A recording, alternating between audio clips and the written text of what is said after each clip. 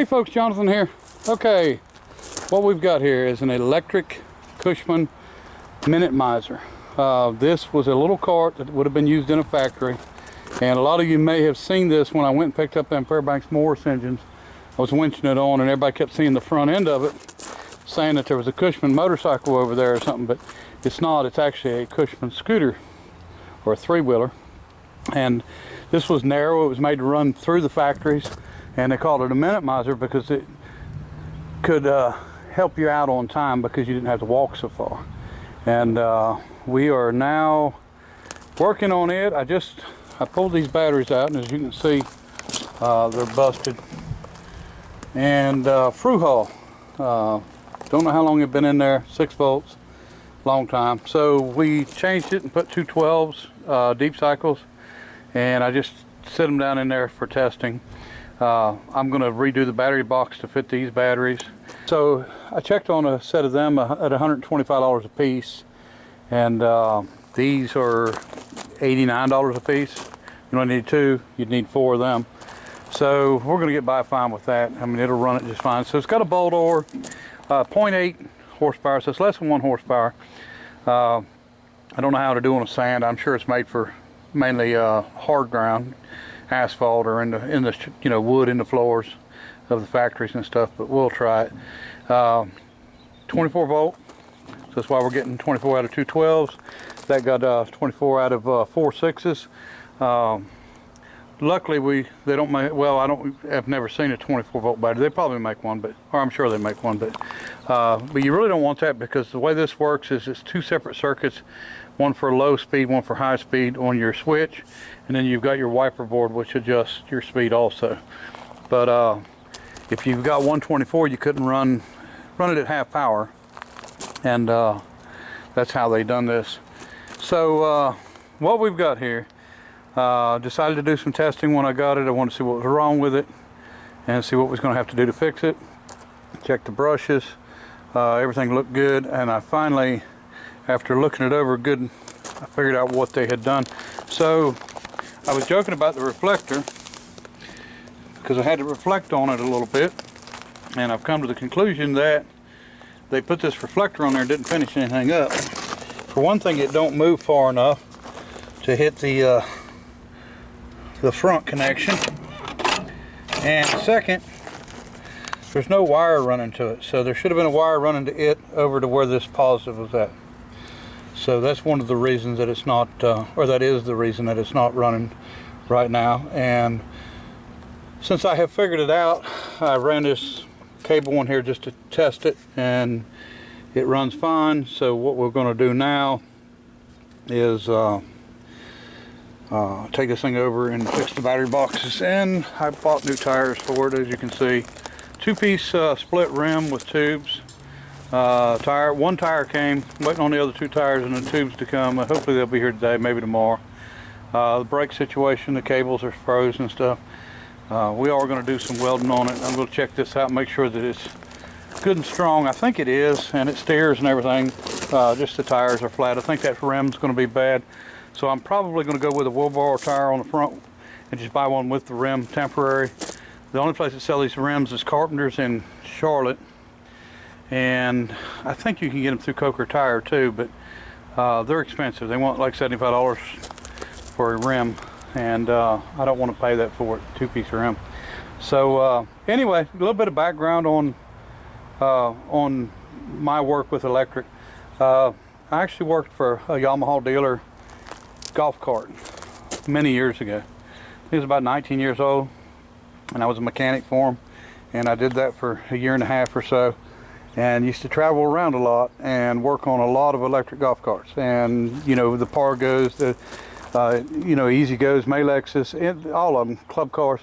But I was actually, we trained in Yamahas, G1s, G2s back then. I think the G5s were just coming out, and the G5s, they come out to a speed controller, and that's sort of when I got out of it, because there was no more. Basically what would happen is you'd go look at the golf cart, you take the speed controller out, put a new one in, send it down the road, and then send the speed controller back to the factory. So there was no troubleshooting involved, and I enjoyed the troubleshooting. And it was nothing to get a big the old Malex or a Pargo or a Harley Davidson with a row of solenoids, and you know, get your 36 volt test light and go at it. So I used to enjoy that a lot. So this is the most simple system you'll ever find on an electric vehicle. So if you want to build something and you want it to be simple, this is the way to do it. Okay, so you see the wiper board. You can actually buy them wiper boards. E-Z-GO used to use them. Well, all of them used to use them, but the E-Z-GOs was pretty simple to mess with. They also sell one, I think the club car used, it's a plastic one that would be easy to bolt on. And I even thought about replacing this one, but I'm going to repair it, just fix it. It's got a spring-loaded arm. You know, they use this reflector because it don't conduct electricity, and that's what you want. It's not just what you want, it's what you got to have. So we're just going to redo, change some things, make it work, or maybe even use a different piece. It don't matter. The other thing on this is, you know, you got DC electricity, so if you reverse the polarity, you know, you reverse the motor. So that makes it really simple. And we're going to close this down part of the way. We'll show you how they reverse this thing.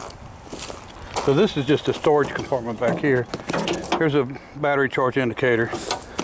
It's got a built-on battery charger. Let me show you. This is strictly storage. This is battery charger. Believe it or not, it works. And then you've got a drum switch, just a simple drum switch like you would have on a three-phase system for reversing. Nothing to it. They've got it set up for a high, a low, reverse, and a charging. So depending on where you move it to, so it's really a simple setup. I've actually used drum switches like this on winches before. They'll hold a lot of amperage. And I'm not talking about 8,000, 10,000 pound winch. I'm talking about a 2,000 or 3,000 pound winch that you put on a little utility trailer or something like that. You can use a drum switch that's set up for a you know, a three-phase application. And when you switch it, it's sort of spring-loaded. So let me see if I can get a hold of the lever. So you hear it click in. So it's actually got a lock on it. You got to be careful it won't turn, but it kicks in really fast. And that keeps you from arcing, and you know, it works really well though. But this one, of course, we got the old glass screw-in fuse.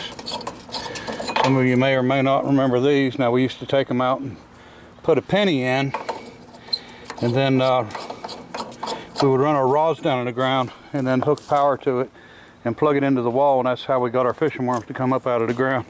Electrocute them, and when I was a kid. But we had to take that fuse out because if we blew that fuse, Dad got home from work, we was going to be in trouble. So you take it out and put a penny in it. That was good for kids to do, huh? But anyway, she's rough. But I think we get the tires on it. Get some of this stuff welded up on the deck.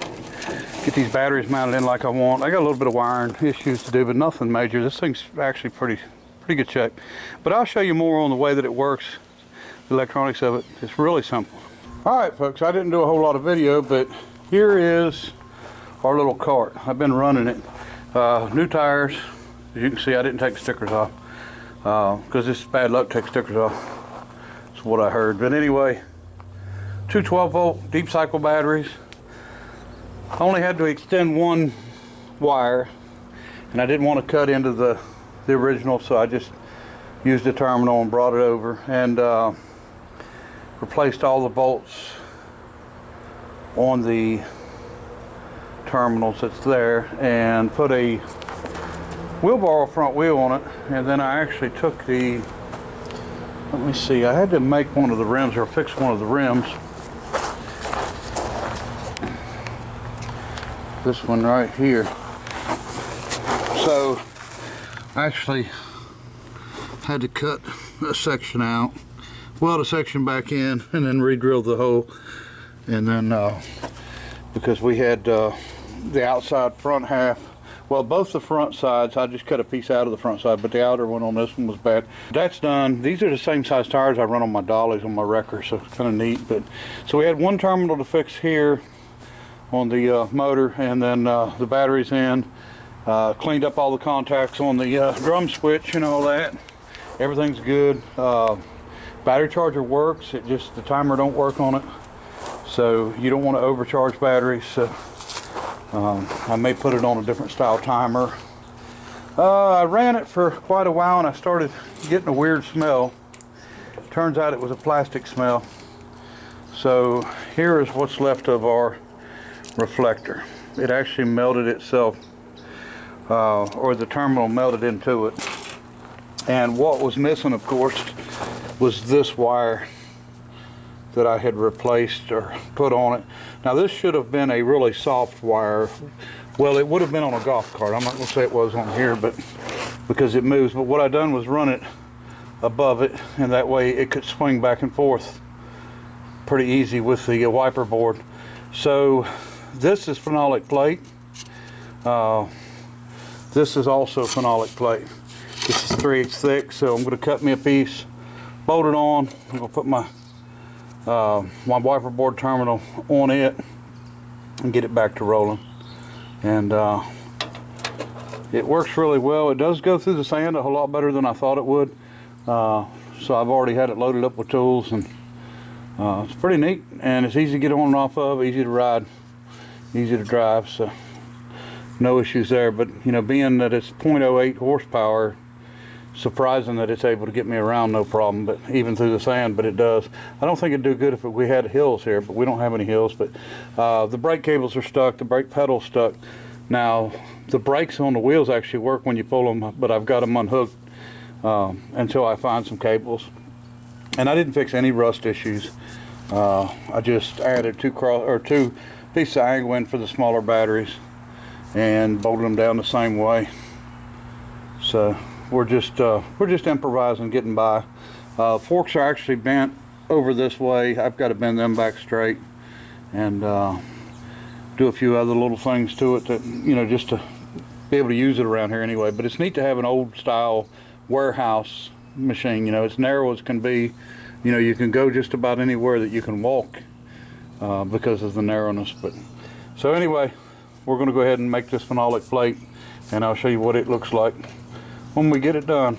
All right, folks, we got Nana over here doing some CAT scanning. What's up, baby? So anyway, here's our phenolic plate.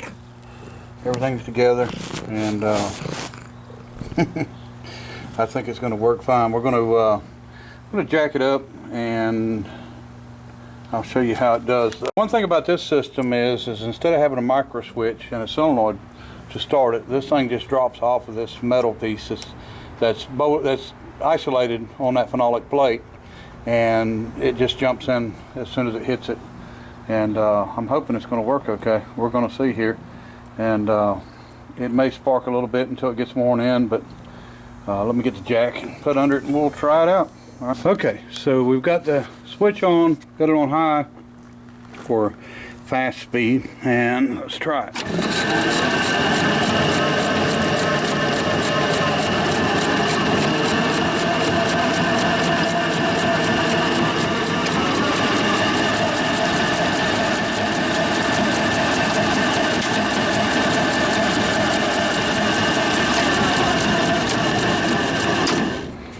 And that's it. Works good. I think the tire rubs the body a little bit when you jack it up like that. Ooh, a little soft. Yeah, it does. Let me see if I can raise the back of the body up. Okay, now I got it off of it. And we'll try it again.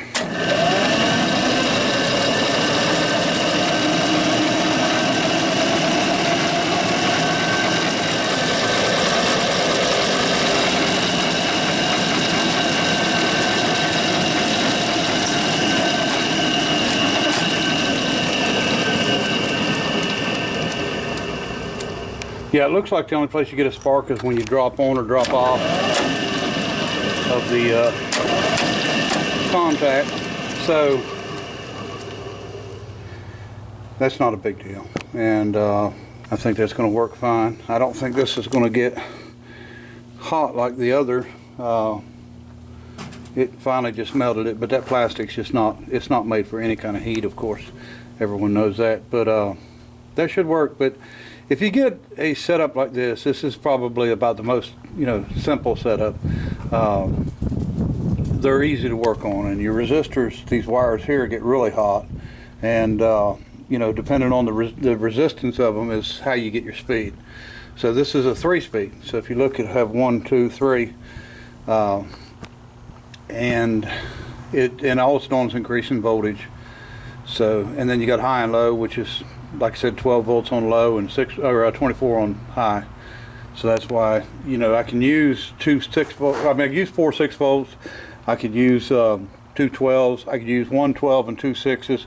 I just can't use a 24-volt battery, which I know they make, but you can't use one of them because you got to be able to split it in half to get your low speed.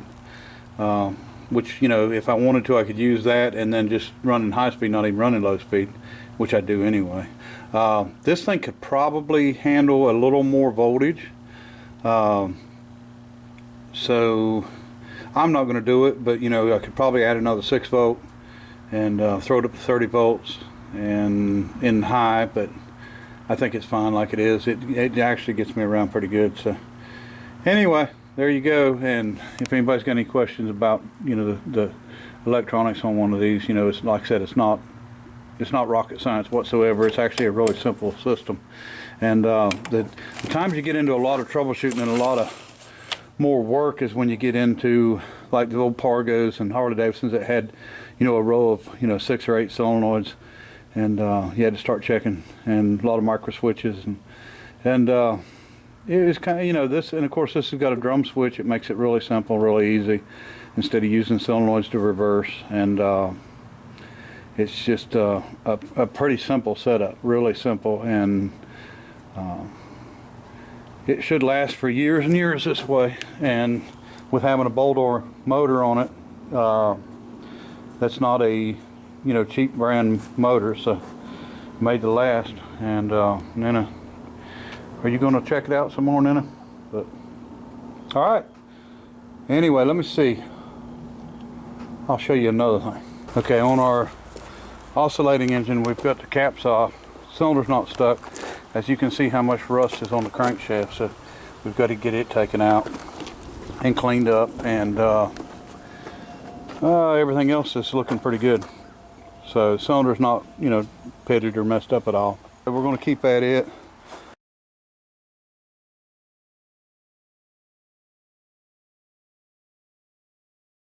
Working on making these latch pieces. So what I've done was print out. I took pictures and printed out, and as you can see, the different sizes here. And what I'm trying to do is match up the size of the picture with the size of everything else by doing some measurements of the pin diameter and everything. So once I get it where I want it exactly, then I will make a cardboard one that goes in here. And then once I get the cardboard one made, and I know that it's going to be right, it's going to latch, because what it's doing is it's latching on this, and this is what unlatches it. When this comes around and hits it, it lifts it, turns it, and unlatches it from that side. And pretty simple setup. Just I guess it'd probably been complicated to figure out the first time, but we're going to get the latch made, and then we've got to, let me see, on the end of the latches. So here's the latch, and on the end of the latch you can see it's got a piece of steel bolted on for wear, and it's actually got a piece of steel bolted on here and for wear.